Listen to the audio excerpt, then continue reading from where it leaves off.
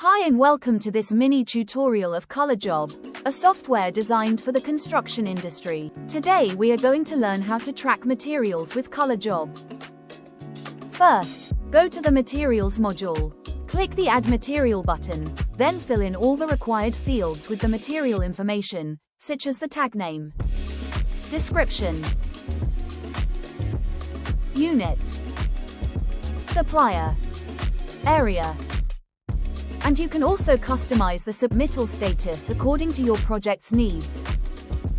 In this section, you can include details related to the order status, gross quantity, ordered quantity, order date, payment status, and more.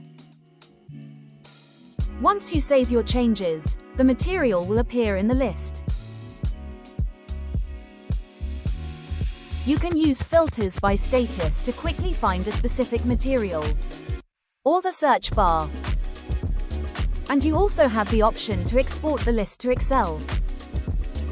That's all for today's tutorial. Thank you for watching.